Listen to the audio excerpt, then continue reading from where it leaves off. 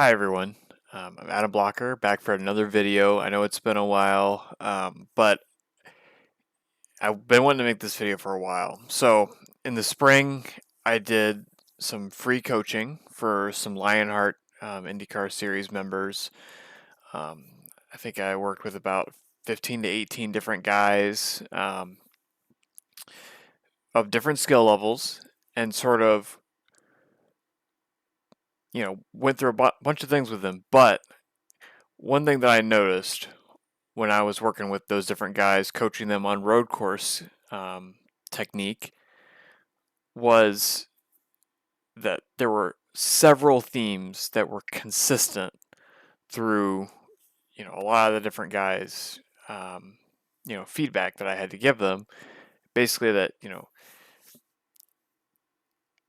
there's basically 5 tips that I could probably give to anyone that's driving the IR18, except for maybe the top guys that's going to improve their lap time or improve their consistency and comfort in the car. So without further ado, I'll get into those 5. So just for context, I have Mid-Ohio up. This is my elite pole lap from this year. I just thought it was a good example lap to use. My first item that I want to point out and say that it's a big improvement area for a lot of people would be to use all of the road on entry, apex, and exit. And when I mean all of the road, I mean actually all of the road. So I'll go through the laps and point out some examples, and then I'll try to help explain why this is such a big deal. So first, you can see on the entry to turn 1, I'm all the way on the white line, entering the corner. Almost. I would consider this slightly missing the apex curve, honestly. Like in an ideal circumstance, I'm all the way on the inside. And then on exit, I'm, millimeters from the grass, right? So let me just, I'll go through a couple of the other corners. China Beach, same thing. Honestly, there's some free room here that I should be using. So, I mean, this is kind of my opinion, but on entry, there's absolutely no excuse to leave any space between your wheels and the grass. In most circumstances, especially a case like this, it's the end of a long straight. You have all day to set up for the braking zone, and the braking zone is straight. So, why don't you maximize your turn-in point, right? But I'll consistently here. Let me do this so I can draw. So right now my car is here on the edge of the track or close to the edge. I could get another half a tire width which would increase the radius just that little bit, but I consistently see guys with their left side tires here, braking and entering the corner. The other thing I'll see people do is they'll start off braking in line with where I am, but they'll shift over. So instead of being here, sorry, I know these lines aren't straight. Instead of being here and then turning in, they'll subconsciously drift over and then turn in. So if this is your turn-in point, I bring this up to say that like the most important, let me rephrase, the main thing that matters when you're actually talking about corner radius is your turn in and turnout points. It doesn't matter necessarily it does matter where I start braking, but the main thing that matters is where I turn in from. If I start braking here, it does me no good if I'm turning in here, because I might as well have just braked in a straight line here.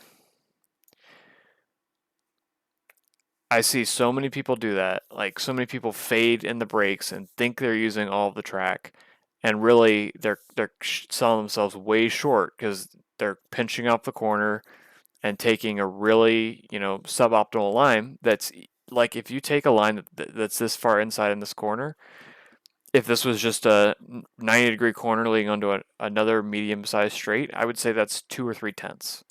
Um,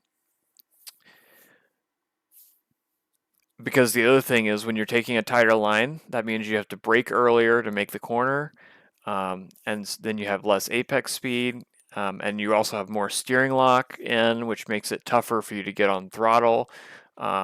So there's a lot of things that compound when you don't use all the entry space.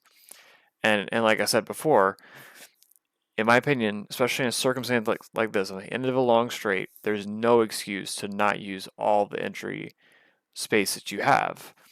And if one thing I would encourage you to do is, do some laps in a session. And once you feel like you have a good lap at a certain track in a certain car, it doesn't even have to be an Indy car, it could be any car for this. Go off board and watch your laps and ask yourself, are you using all the track? And I'll just skip forward in the lap a little bit. Sorry if it skips a little bit. I know my computer isn't the best with this. But so this is the penultimate corner complex. I'm basically on the wall, a good bit over the white line. And then this is another example. I see a lot of people put their right side wheels on the white line here, and you're literally losing half a car width from what you can do. And then, as you can see, all of the curb, because it's a flat curb, and I'll get to that later, and then all of the exit, right? If you give up any of those things, you're losing potential corner speed. And I guarantee you, if you go watch any of the top guys in any series, if you go watch the off-board shots of their car, they're using absolutely all the road. And one thing I would really encourage you to do is to, if you're in a practice session, like let's say you're in Lionheart or another league like Indy Elite or whatever it is in the IndyCar, and you have some guy and you're in a practice session and you have some guys that are fast, and just watch their offboards and pay attention to how much road they're using and where they're using the road, and then look at your offboards and pay attention even for quarter car width differences, right? Like, any little bit matters. Like, on the exit of this corner, for example, I'm using all of this, right? On the exit of the roller coaster. Or this is Thunder Valley. I don't remember what the corner before is called, but I'm using all the road. If you are barely dipping your left side wheels on this curb, then you're losing a third of a car width, and that's a mile an hour. And a mile an hour, corner speed or exit speed, that's a tenth or two. And then if you do that at every corner around the lap, that adds up really fast. So that's my number one tip. Use all the road that you have. And I can't stress that enough. That's the most or the second most important, one of the two things to do. And I'll get to why it could be the second most important next. One thing I'll note on this is that this is a qualifying lap. I'm on fresh tires and I'm pushing hard because I care about crashing, but I already had a banker lap, and so I'm just pushing. In a race circumstance, particularly somewhere that doesn't have a lot of runoff, like let's say Long Beach, yes, I'm not going to be this close to the wall. If the grass is the wall, I'm not going to be this close to the wall every corner of every lap. That's a recipe for how to not finish a race. But I guarantee you the fast guys are still generally using more track than other guys. However, and there's more reasons for that than just, them knowing, hey, I want to use all the track, and having sort of an internal monitor of like whenever they don't use all the track. Like for example, when I don't use all the track on a particular corner, I say to myself, shit, like I could have used more track there, and I kind of know it. And part of that is knowing exactly how wide the car is, right? Having your field of view or just your general perception of how wide the car is correct. And I know I'm rambling, but whenever I jump on someone else's rig, one of the first things I do is like drive down the straight and try to know when the wheels on each side are going to touch the grass to try to help me learn how wide the car is. Just little things like that, like knowing exactly how wide the car is really important to this. But yeah, the other reason that people may not use all the track is because they're not consistent enough to be able to hit a particular line enough to consistently use all of it, especially on exit. On entry, as I said before, there's no excuse, especially on a simple approach like China Beach, the end of the back straight, like the first example I showed at Mid Ohio is. There's no excuse for that. But on exit, I can understand, and Long Beach is the same, just for the record. I use absolutely all the track width on every entry to Long Beach, even though there's a wall. Apexes and exits are different because they follow, the entry phase of the corner, which, is mainly braking and turning. And how consistent you are on the brakes has a huge impact on the rest of your corner approach.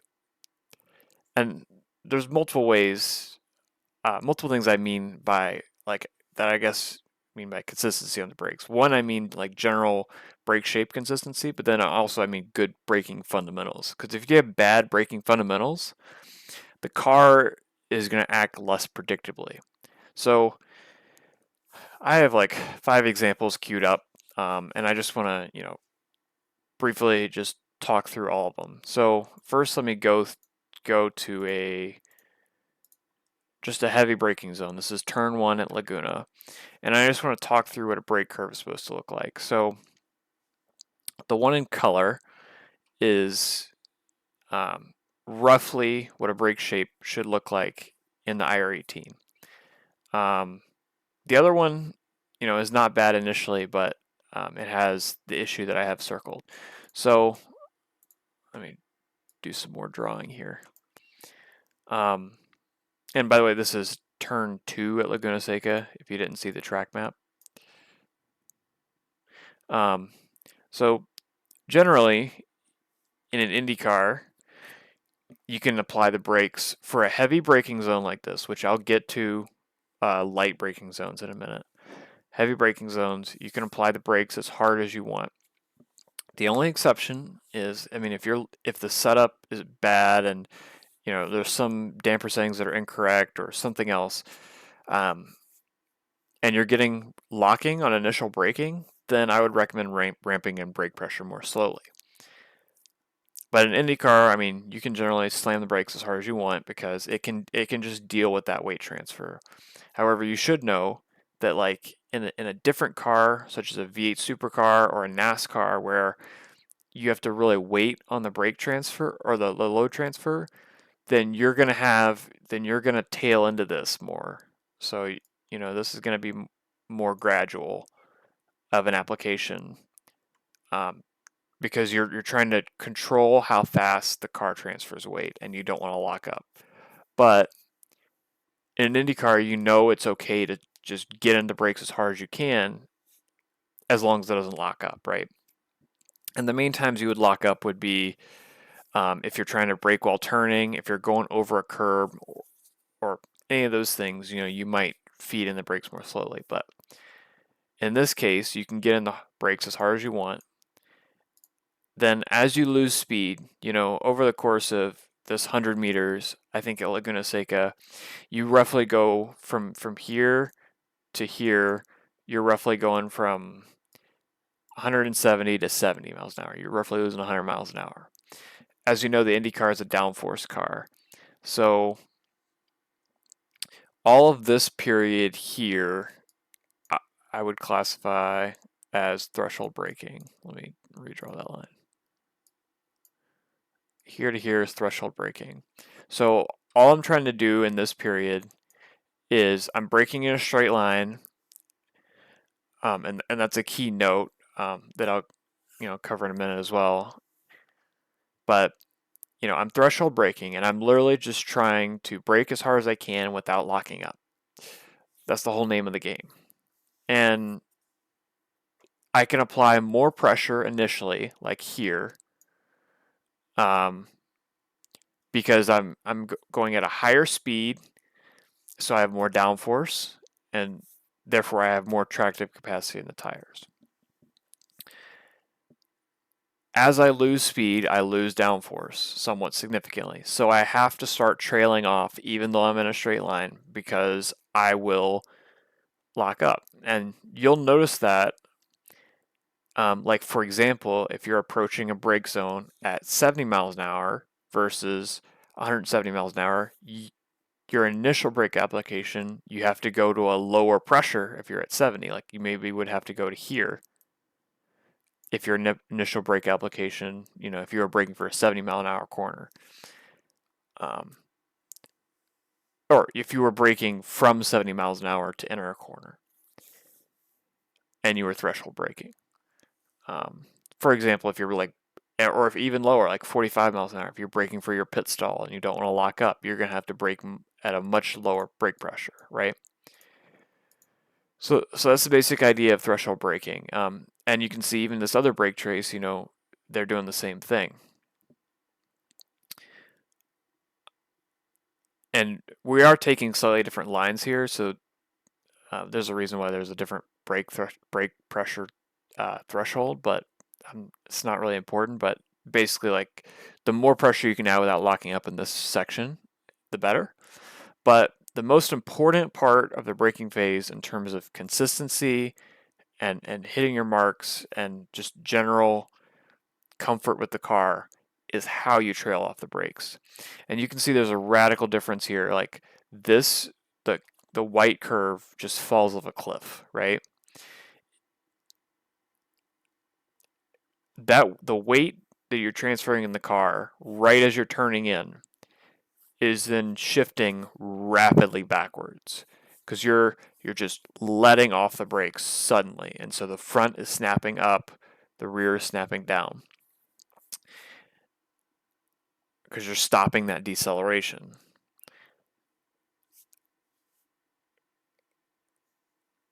That's fine on initial brake application that you're snapping the car forwards hard because all you're doing is asking it to brake hard.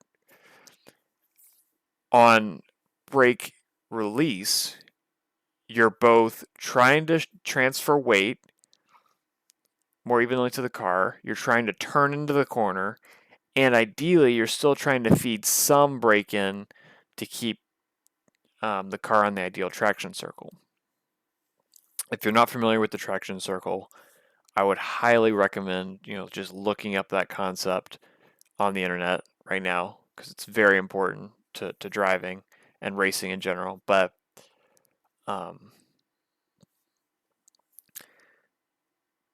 yeah, so I mean, the main thing is going to be how you release the brakes. You don't want to release them too slow because then you're probably going to have to back up the corner more to get down to the correct speed. But I would rather release them too slow than too fast. If you're releasing the brakes like in this example, the problem is that the weight is transferring so suddenly that one, you're trying to probably turn in like here, and the weight is transferring so suddenly you can't physically time the turn in the same every time with relation to how fast that brake release is. So the car may understeer one time, it may oversteer the next time, everything like that. If you have a gradual brake release like this, number one, it allows that turn in, to be more predictable because the weight transfer is happening slower. You're asking less of the car so it can happen. The second thing is that inevitably, even the best drivers are not going to hit the brakes in the exact same way every time. And they're not going to take the exact same line every time. So there's always some degree of improvisation. If you have this small trail of brake pressure going into the corner, I can vary this slightly. I could do this. I could do this. I can use that trail phase on the brakes to just slightly adjust my speed, going into the corner every time, subconsciously to hit the target speed that I'm aiming for. And obviously I'm not going to hit the exact target speed every time, but I'm going to be much closer doing that than I am just getting hard off the brakes and, just hoping basically. And I'll just go through a couple of the other examples. So, um, this is another example. It's slightly different, but this is actually China Beach. So the same part of the video where I was talking about using all the track width on the end of the long straight. So you can see my curve is in color again, which honestly this curve,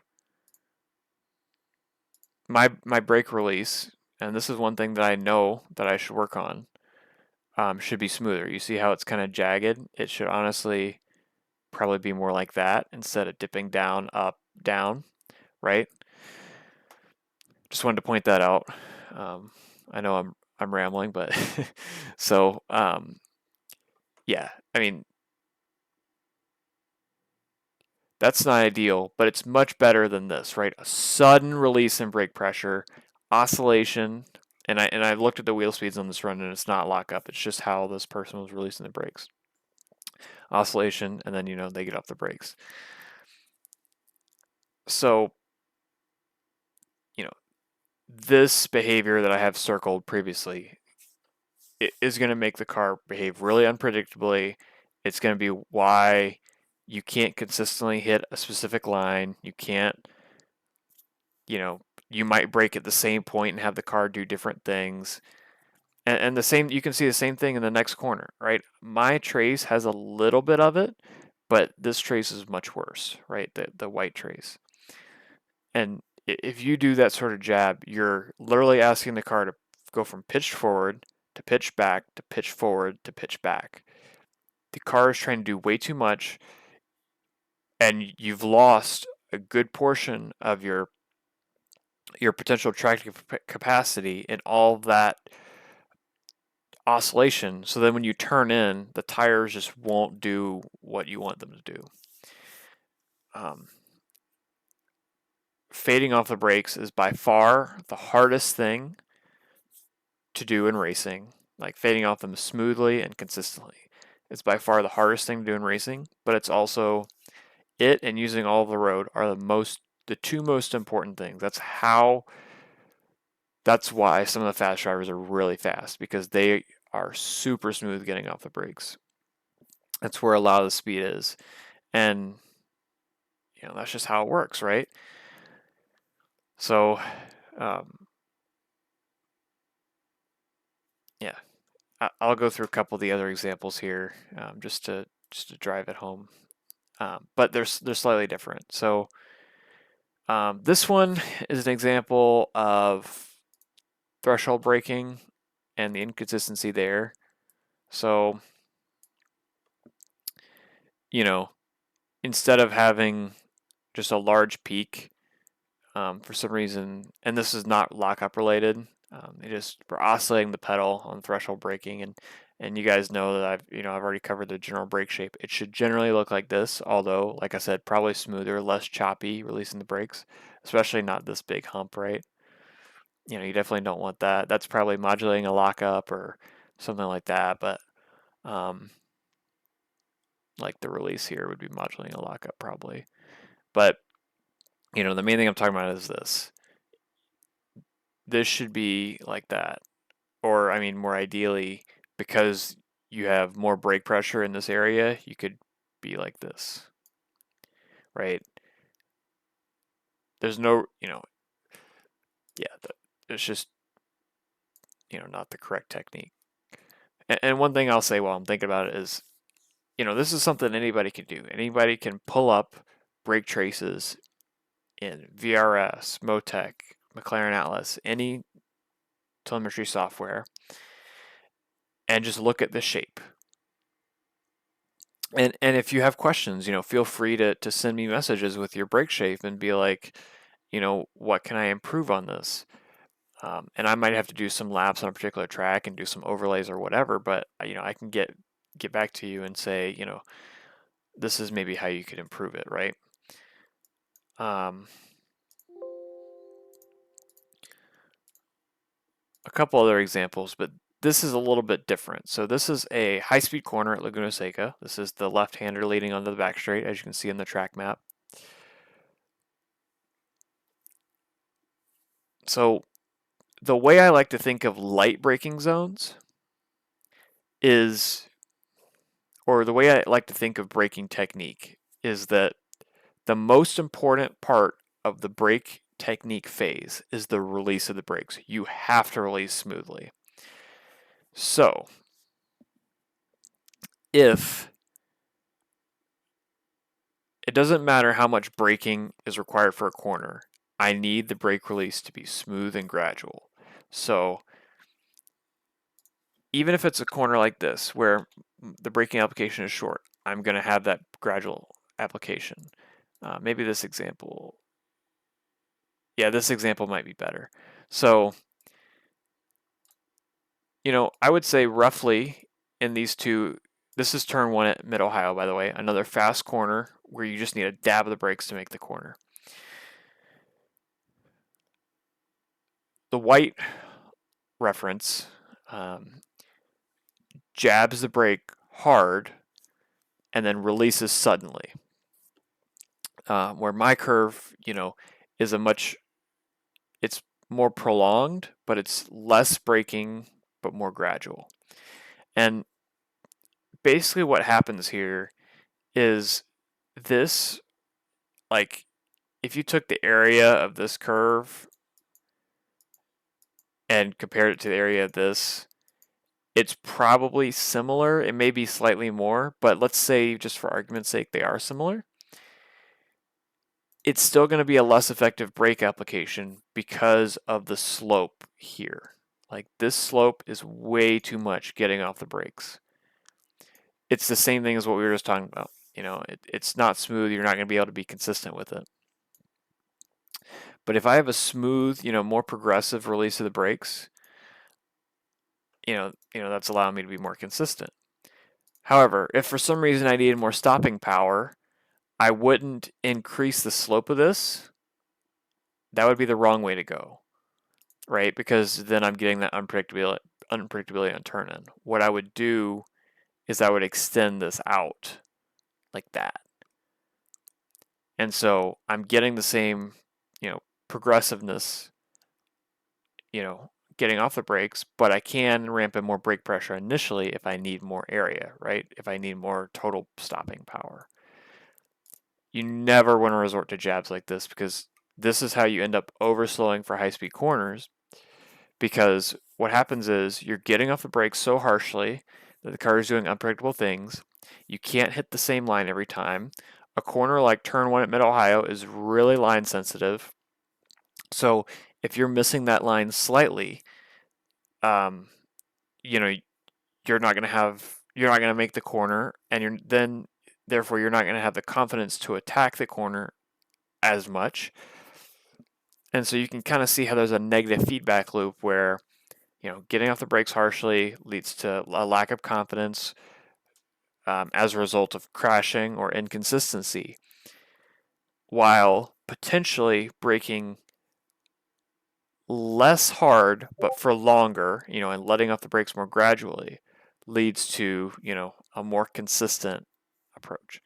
And you can kind of see, like, or even this corner. This corner is another example. If I slow it down, actually this is a qualifying lap, so there was no braking. Sorry if it skips when I do these rapid changes. Oh yeah, you can't even see it on this graphic, or at least I can't because I'm colorblind. I was just gonna say, like, you have to be smooth. I was just trying to show another example, but it didn't really work. But yeah, I mean, this is another example, right? This is the Laguna turn. This person is way overslowing because they're not using all the track,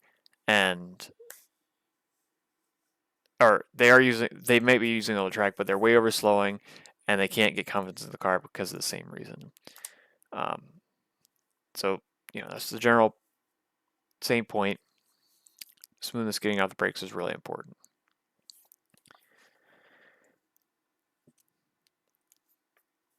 The next thing, item 3, that I think a lot of people don't think about, or even if they know it, they don't internalize it at every track.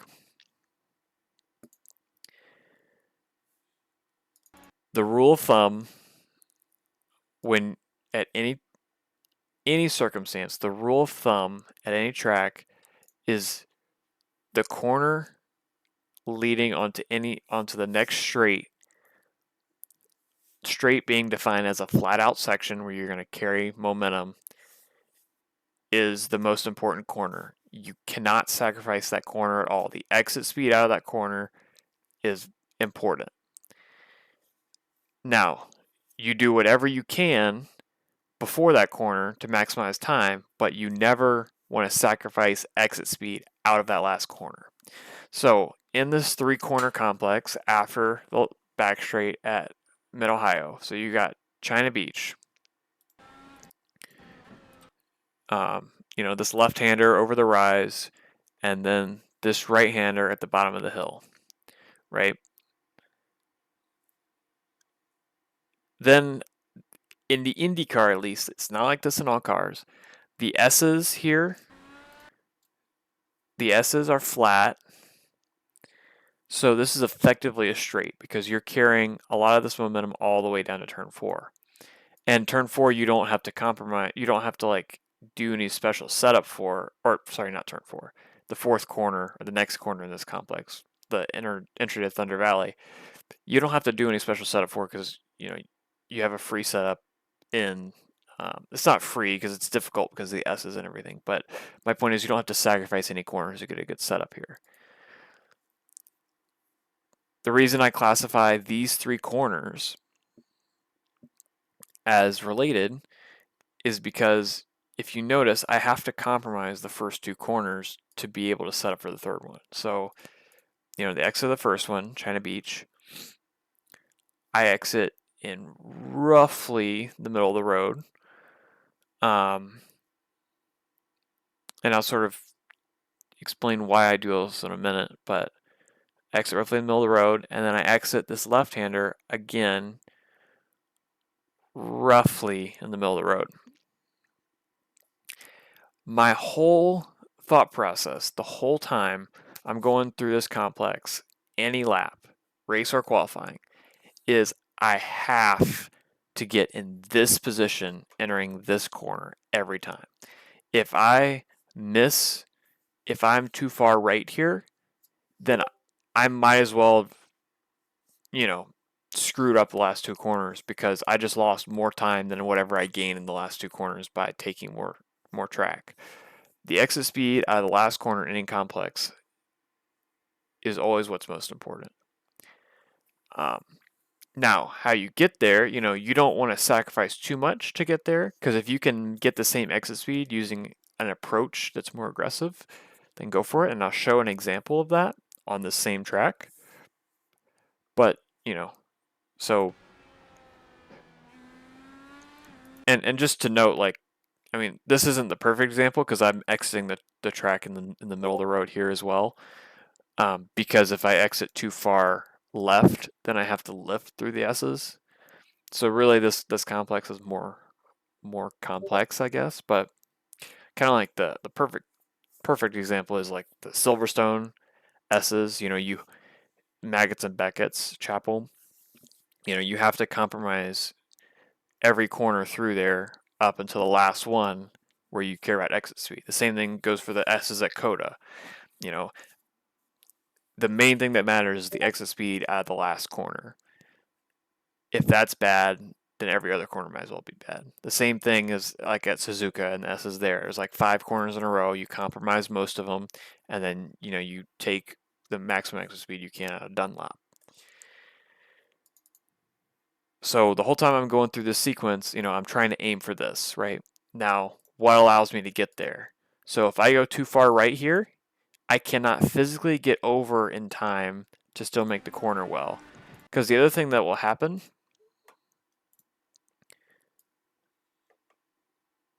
is, and this lap I admit I was kind of late getting over, but I did get fully over. But so ideally, I'm here going in a straight line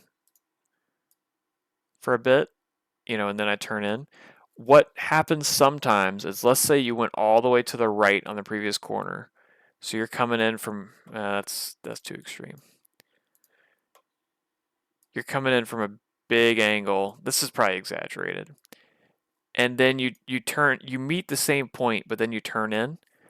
Well, when you really think about it, because you're coming from such an angle, your turn-in point is not actually here anymore. It's actually back here. And you just lengthen the corner here. So, it's not only the track position, it's the angle of your car when you turn in. And I will say that this lap isn't optimal. So where my steering angle goes steeper is here, and I do have some bit of an angle. So, I should have actually compromised the last corner a little bit more so that, I don't have this angle like this. And I don't have to be, and another thing is, I don't have to be pointed straight for very long. I just have to be pointed straight before I turn in. I could be pointed straight for 0.1 seconds going parallel with this white line. That's fine. That's actually ideal because then I maximize this last corner. But I got a little bit greedy here. I think I slid a little bit hitting the curb. Yeah, you can see the rear slid a little bit, and so I couldn't, get all the way over. But it's close is the point. But and the same thing went for here, right? So if I took too much speed through this first part, like if I was all the way over here on the left side, then I would have to slow down a ton to make this line, right? So you kind of work your way backwards. It's like to open up the last corner of the sequence the most while carrying speed to the previous corner, I need to be in the middle of the road here. If I exit on the inside here, I don't need to exit on the inside because I can exit in the middle and I have enough time to get over, right? And the same thing is here. I don't have to exit this previous corner all the way over here because I'm going to exit the next corner in the middle anyway. And it just turns out that, like, this line is fastest. Now, for the first and second corners in this complex, honestly, I would recommend trying different lines. Like, this is 100% a corner complex that is iterative. So, in practice, especially if you're driving a different car, because in a different car, this line might be different. Some cars, this line might be faster. Some cars, this might be faster. Some cars, I doubt that's faster, but it might be. It depends on how, what the car characteristics are. But I would definitely consciously try different lines and give each one a proper go, and then think to yourself, and actually make a decision, on which one's better. But I'll give another example here on corner complexes. So, and this is actually more of an exception to the rule than anything, but also, yeah. So the last corner sequence here. So it is this fast left-hander, which we talked about before, and the keyhole. So the keyhole leads onto a straight, the front straight, which I did miss the apex here a little bit due to a lockup. Because really, like we were talking about before, I should, with this curb being flat and doesn't upset the car, I should be a half car width inside. And I probably left a tenth on the table there, but um, no lap's perfect, but it's a basic thing. So this last little left-hander is easy flat as long as you set up wide enough. But you do have to set up wide enough, so you have to exit the road roughly. You have to be roughly in this position. You can't exit any further to the left. Um, so with that in mind, if I'm going to set up for the most speed onto the straight, you would think that I would actually want to sacrifice this left-hander before the keyhole more. You would think initially, like conceptually, based on what I've just said about, you know, op, optimizing exit speed, that you would want to be somewhere over here before turn in, right? Instead of what I do, which is like here. I'll explain why, I don't do that. So the reason is this corner is so long, and you can kind of see like it's so long. Even if I entered way to the left, I would still enter this same really slow section, and my mid corner speed would be very similar. Like maybe I would carry half a mile an hour more, but basically what happens is the lines converge in this section, and I end up with the same exit speed. But the difference is that through this really high speed corner, if I were to take a shallow line,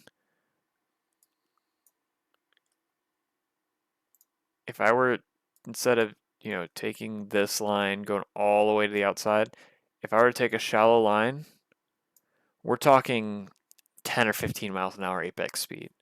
And at that point, you're talking multiple tenths. So in order to get that back, you have to carry a ton of exit speed. And the reality is you carry basically the same exit speed. So this is a good example of like a corner sequence where, just like the first one I mentioned, the first corners in the sequence, you have to iterate through different lines. But in any case, you you there's basically no corner sequence where you can get away with sacrificing any significant amount of exit speed on the end of the last corner. If the tighter left line worked out to be faster on exit of the keyhole, then people would use it. And that's just not how it works out. But most corner sequences that are this close together like this, you would have to compromise the previous corner. Um, but like I said, if you just stick to the basic fundamentals of maximize corner exit speed on the last corner of a corner sequence, and then figure out how to get in position on the entry to that corner to do that, and then work your way backwards basically through the sequence, is how I approach it and how I recommend anyone approach it. So I have a couple more things. My fourth item is spinning on exit. This is not really a specific thing, but it's just something I see happen a lot, and then people complain that the car is snapping unpredictably on exit. No, in general, what's happening is you're trying to, in the IndyCar, I see this happen a lot. You're trying to apply too much power when you have too much steering lock. And if I go back to the traction circle, which again, if you're not familiar with it, I highly recommend you look up the concept and try to understand it. Basically, a tire can only do so much. It can only do so much longitudinal, which is like braking and accelerating in a straight line, or lateral, like turning left and right at a given time. If you have the wheel cranked hard and you're turning at maximum capacity of tire, and then you try to accelerate, the tire is not going to accept that, and you're going to get wheel spin, or the car is going to snap or something like that.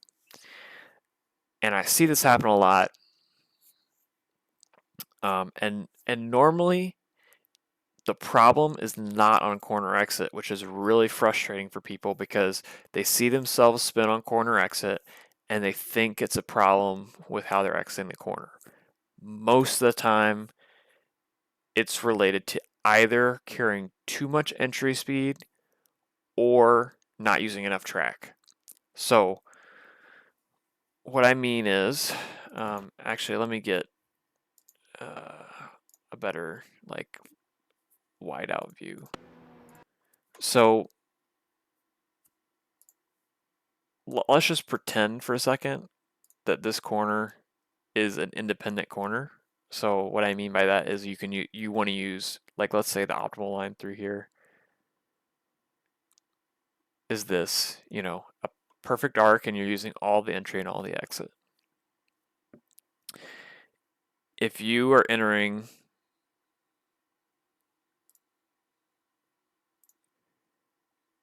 here instead, half a car width inside, then your radius, I can't really draw it, but your radius is going to be tighter because you've opened up the corner less. You're going less straight. So that means you're going to have more steering lock in. And then when you have more steering lock in, you're going to be more prone to what I just said of, having to unwind the wheel and get on the power. So whenever I find myself, either like waiting to get on the power because I have too much steering lock in or spinning on exit, the first thing I go to is trying to open up the track more. Because maybe I'm carrying the right amount of speed, but I'm not opening up the track as much as I could. And opening up the track could mean taking more curb, which I'll get to curb in a minute. Or it could mean opening up entry or opening up at exit, as we previously talked about. The other thing that happens a lot is people just carry way too much entry speed. So if you're using all the track and then you're just carrying too much entry speed, then basically what happens is, instead of being able to take a later apex, oh, actually, yeah, there's three things. The other thing is you might be you might be early apexing. So if I have a late apex, I'm just going to make it kind of extreme to show the difference. Versus,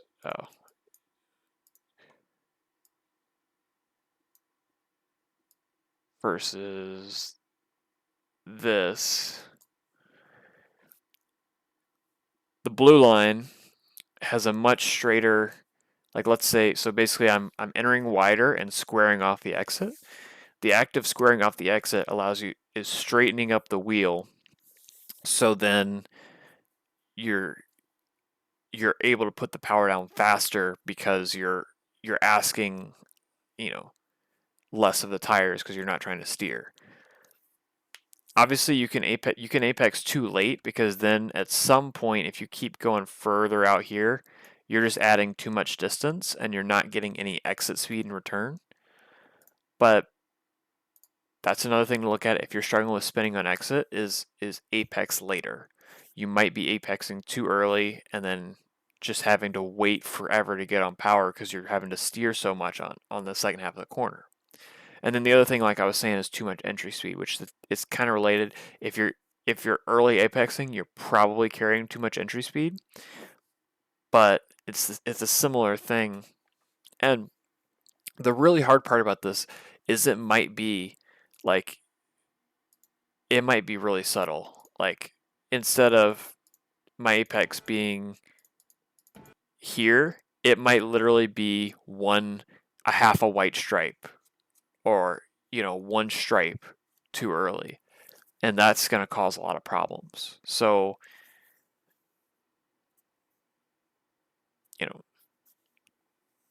I would say, those are your three things. If you're spinning on exit, you generally want to try to open up the corner as much as you can, apex later, and or carry less entry speed.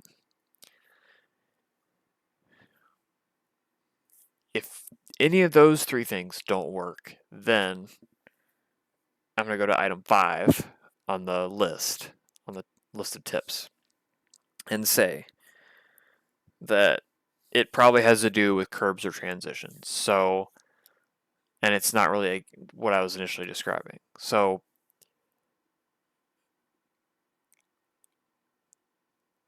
this is a somewhat simple concept, but I see a lot of people, this bites a lot of people, so I'm still going to cover it.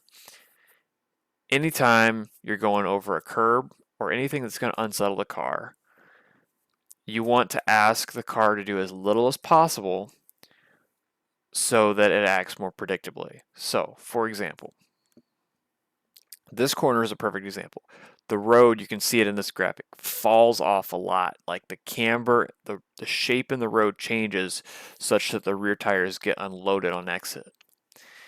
And you want, anytime this happens, right? Anytime you have this big camber change or road surface change, it's going to unsettle the car. You want to approach that basically having as little steering lock in it as you can so that the car is going to slide less going over that, right? Because you're asking the tires to do less while they're unloaded, while they have less capacity. Kind of a similar note is, let's say that which we don't really have any good examples at Mid Ohio, but let's say this apex curb unsettles the car, which I can guarantee you, kind of getting on the grass a little bit there, does. And actually, you can see it a little bit. The car slides on the curb, right? You can see the tire mark get down. The reason I'm able to take that curb and hit the grass is because I don't have a lot of steering lock in. I'm not asking the car to do a lot when I hit that curb. If I have a lot of steering lock in, if I'm trying to brake or accelerate on the curb, then it's more likely that I'm going to lose traction. And this is another thing where things compound. So if I had not opened up the corner as extremely as I did, again, I'm going to keep emphasizing opening up corner. If I enter half a car width to the inside, then I'm going to have more steering lock when I go over the curb. The curb is therefore going to unsettle the car more, and I'm not going to be able to take as much curb. So, as far as like curbs and stuff go, anytime I go to a track, especially if it's new or if it's the first time I'm driving in a car, you always want to explore how much curb you can take. There's some places, like Montreal is a great example. The curbs are so critical in the chicanes. And different cars, you can take different amounts. But like, for example, the last chicane in a V8 supercar, you can basically completely hop the curbs and almost straight line it. And it gains you so much time. But in order to do it, you have to be very precise. You have to have the car straightened out when you hit each of the curbs so that the car doesn't get unsettled. In the Indy car, you can't take that much curb there because the ride heights and everything just doesn't work. But you still take a fair amount of curb. It's just the smaller, flatter curb, but the same concept still applies. And basically, I guess what I'm trying to say is, there's some curbs, especially in an Indy car, that you just can't take. They're too high. But in your first few laps of testing, I mean, it's a sim. You can try and you can crash and it's fine. You should always try it. And then, if you spin or something on a curb, the first thing you shouldn't say is, oh, the curb. First of all, you should note that the car was unsettled by the curb and that the curb could be the reason and not some other driving technique. But then you recognize, okay, the car is getting unsettled on a curb. What can I do about that? I can either, I can basically the goal should be to ask the car to do less over the curb. That could be braking slightly earlier, getting off the brakes more gently so you're not trying to transfer weight on the curb, opening up the corner more so that you have the steering wheel more straight over the curb. All those things could be really important. And then, like I was saying, anytime you can use a curb and it's not going to damage the car or make the car hop all over the place, you want to use it because it opens up the corner that little bit more. So yeah, it's sort of a you know, long-winded, way to go about this, but those are my 5 tips for anyone sort of in the iRacing. But really, this could apply to any open wheel car on the service, any prototype. Most cars on the service. These general principles can apply, and I think um, you know I think that a lot of people have the ability to self-evaluate these things and be able to improve themselves without coaching. But you know, if you ever do need coaching, there's plenty of people available for that. You can reach out to me, and I can, you know, hook you up with somebody, or you can go to any of the setup shops, and then they can help you as well. But um, yeah, I'm always available to look at data and help people out on these different things. But um, yeah, I just felt it was important to share this because I felt that a lot of people struggle with these things and might not know it. So, and like I was saying um, previously, I think it's really important if you're in a session with faster guys, watch their offboards and look at how much track they're using, um, how they're trying to straighten their braking. Um, that's one thing that I forgot to mention a little bit, but I don't really have a good example queued up. Like my ideal example would be from Laguna Seca into the corkscrew. If you're familiar with that, the track bends a lot there. But really, what you end up doing is you end up going all the way to the left of the road, then all the way to the right, and trying to brake as straight as possible in the threshold braking area. Because the straighter you can brake in while you're threshold braking, the more capacity you have to actually threshold brake. So, and you can kind of see it here. Yeah, you can see it in this corner. Uh, well, I'm not really threshold braking.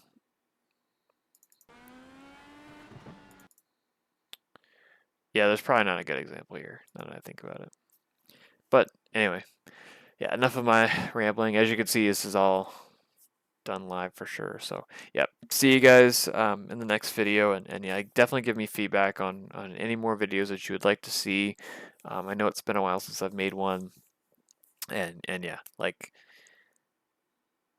yeah, don't be afraid to share this with people. And that's the reason I made it. So, yeah, see you guys in the next one. And definitely give me any feedback for how this one went.